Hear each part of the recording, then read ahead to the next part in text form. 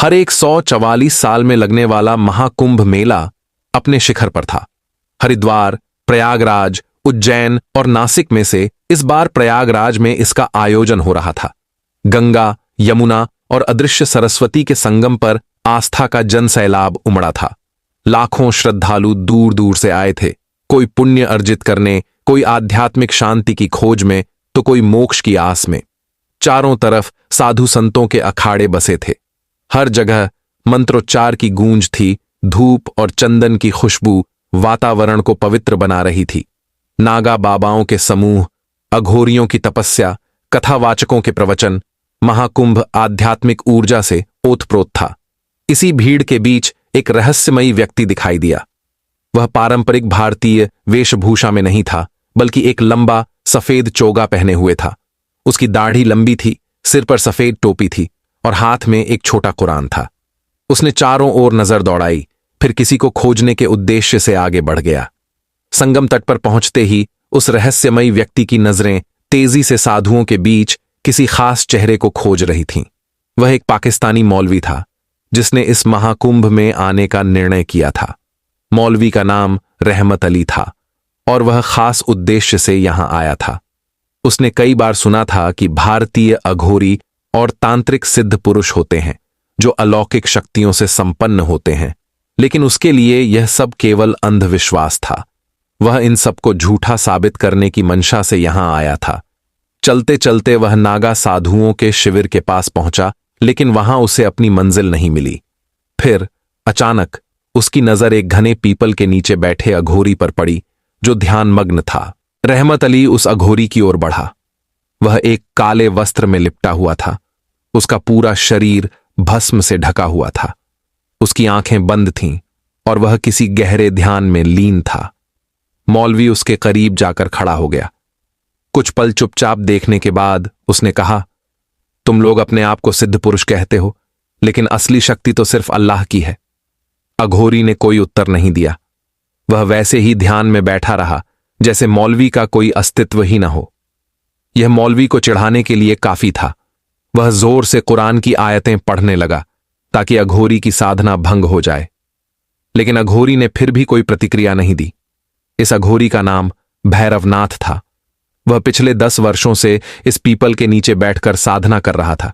उसकी साधना इतनी गहरी थी कि वह बाहरी दुनिया से पूरी तरह कट चुका था, लेकिन आज पहली बार उसकी साधना में किसी ने विघ्न डालने की कोशिश की थी। मौलवी की जोर जोर से पढ़ी जा रही आयतों की आवाज उसके कानों तक पहुंची।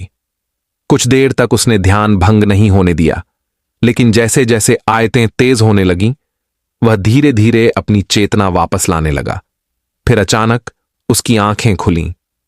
अघोरी ने अपनी गहरी लाल आंखों से मौलवी को देखा। यह पहली बार था जब उसने अपनी आंखें खोली थीं। उसके चेहरे पर कोई गुस्सा नहीं था, लेकिन मौलवी की ओर उसकी नजरें बहुत गहरी थीं। मौलवी ने फिर कहा, तुम्हारी ये साधना, ये तंत्र मंत्र सब झूठे हैं। अगर तुम्हारे पास कोई शक्ति है तो साबित करो। अघोरी ने मौलवी की आंखों में देखा और कहा, तुम्हें प्रमाण चाहिए? मौलवी ने हां में सिर हिलाया। अघोरी ने अपनी कमंडलू उठाई। उसमें गंगा जल था। उसने उसे अपने हाथ में लिया और मंत्र बुदबुदाने लगा। जैसे ही अघोरी ने मंत्रोच्चार किया, हवा अचानक भारी हो गई। आसपास के श्रद्धालु धीरे धीरे वहां इकट्ठा होने लगे। सभी जानना चाहते थे कि आगे क्या होने वाला है। अघोरी के हाथ से पानी की एक बूंद गिरी और वह तुरंत ही धुएं में बदल गई। मौलवी ने यह देखा, लेकिन उसने इसे मात्र संयोग समझा। अघोरी ने मौलवी से पूछा, क्या तुम सच में देखना चाहते हो कि ध्यान और आत्मबल क्या होता है? मौलवी ने उत्तर दिया, हां, लेकिन मैं किसी जादू में विश्वास नहीं करता। अघोरी मुस्कुराया और अपनी सिद्धि का प्रदर्शन करने को तैयार हो गया। मौलवी ने कहा, तुम्हारी यह शक्ति सिर्फ दिखावा है। अगर सच्ची शक्ति होती तो यह इस्लाम के ग्रंथों में लिखी होती। अघोरी हंसते हुए बोला, शक्ति किसी धर्म की मोहताज नहीं होती। यह ध्यान, तपस्या और आत्मज्ञान से आती है। मौलवी को यह जवाब स्वीकार नहीं था। उसने फिर कहा, अगर तुम्हारी शक्ति इतनी सच्ची है तो इसे मुझे साबित करो। अब तक वहां सैकड़ों लोग जमा हो चुके थे। सब इस टकराव को देखना चाहते थे। अघोरी ने कहा, ठीक है, अगर तुम प्रमाण चाहते हो तो मैं तुम्हें दिखाऊंगा। वह उठ खड़ा हुआ। मौलवी ने भी अपनी जगह ली। सबकी सांसें थम गईं। अघोरी ने अपने होंठ हिलाए और एक मंत्र पढ़ा। मौलवी को एक अजीब कंपन महसूस हुआ। उसे लगा कि जैसे उसके पैरों के नीचे की जमीन हिल रही हो। उसके माथे पर पसीना आ गया, लेकिन वह अपनी जगह से हिला नहीं।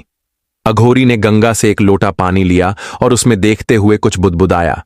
पानी धीरे धीरे लाल रंग में बदलने लगा। मौलवी और श्रद्धालु यह देखकर हक्के बक्के रह गए। अब भी तुम्हें संदेह है? अघोरी ने मौलवी से पूछा। गंगा के जल में आया बदलाव किसी जादू से कम नहीं था। लाल होते जल को देखकर मौलवी के माथे पर पसीना छलक आया, लेकिन उसने अपने डर को छिपाने की कोशिश की। अचानक माहौल में बदलाव आने लगा। तेज हवा चलने लगी, मानो कोई अदृश्य शक्ति वहां उपस्थित हो। पास खड़े श्रद्धालु इस असामान्य घटना को देखकर सहम गए। कुछ लोगों ने भजन गाने शुरू कर दिए, तो कुछ ने मौलवी और अघोरी के इस टकराव को एक दिव्य परीक्षा मान लिया। मौलवी ने खुद को संभाला और ऊंची आवाज में कुरान की आयतें पढ़ने लगा। वह अब भी यह साबित करना चाहता था कि यह सब छलावा है, लेकिन उसकी आवाज में अब वह दृढ़ता नहीं थी जो पहले थी। अघोरी ने मौलवी की ओर देखा और मुस्कुराया। तुम यह क्यों मानते हो कि शक्ति सिर्फ एक धर्म तक सीमित है? अघोरी ने पूछा। मौलवी ने जवाब दिया, अल्लाह के अलावा कोई शक्ति नहीं। जो कुछ तुम दिखा रहे हो वह बस आंखों का धोखा है। अघोरी ने गहरी सांस ली और कहा, तुम्हारी सोच सीमित है, इसलिए तुम्हें यह धोखा लग रहा है। सच्ची शक्ति आत्मा में होती है और वह किसी धर्म की सीमाओं में बंधी नहीं होती। भीड़ में से कुछ लोग सहमति में सिर हिलाने लगे। वे महसूस कर रहे थे कि यह केवल धर्म की बहस नहीं थी, बल्कि यह विचारधाराओं की परीक्षा थी। मौलवी ने अघोरी की बातों को नकारते हुए कहा, अगर तुम्हारी शक्ति सच में आत्मा से आती है तो इसे साबित करो। कोई ऐसा करिश्मा दिखाओ जिससे मैं मानूं कि तुम्हारी साधना सच्ची है। अघोरी ने कुछ पल के लिए अपनी आंखें बंद कीं, जैसे भीतर से किसी शक्ति का आह्वान कर रहा हो। फिर उसने कहा, प्रमाण चाहिए तो ठीक है, लेकिन ध्यान रखना, सत्य को देखने के लिए तुम्हें अपने संदेह को छोड़ना होगा। मौलवी ने हंसते हुए कहा, मैं देखूंगा और मैं साबित कर दूंगा कि यह सब भ्रम है। अघोरी ने अपनी कमंडलू उठाई और उसमें से थोड़ा जल हथेली पर लिया। उसने धीरे धीरे एक गूढ़ मंत्र पढ़ना शुरू किया। भीड़ सांस रोके यह देख रही थी। हवा शांत हो गई थी, लेकिन माहौल में एक अजीब सी ऊर्जा थी। जैसे ही अघोरी ने जल पर मंत्र पढ़ा, जल हल्का सा चमकने लगा। यह देखकर श्रद्धालु चकित रह गए। अघोरी ने अपनी हथेली से वह जल मौलवी की ओर बढ़ाया। जैसे ही जल की बूंदें मौलवी के पास पहुंचीं, उनका रंग फिर से बदलने लगा। इस बार जल का रंग गाढ़ा लाल नहीं, बल्कि हल्का नीला हो गया।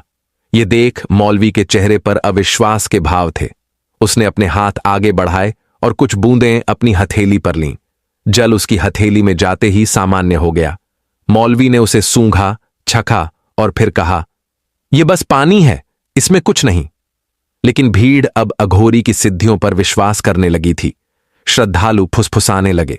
कोई इसे तांत्रिक चमत्कार मान रहा था, तो कोई इसे महाकुंभ में घटी एक अनहोनी घटना। एक वृद्ध ने कहा, यह कोई साधारण योगी नहीं, सिद्ध पुरुष है।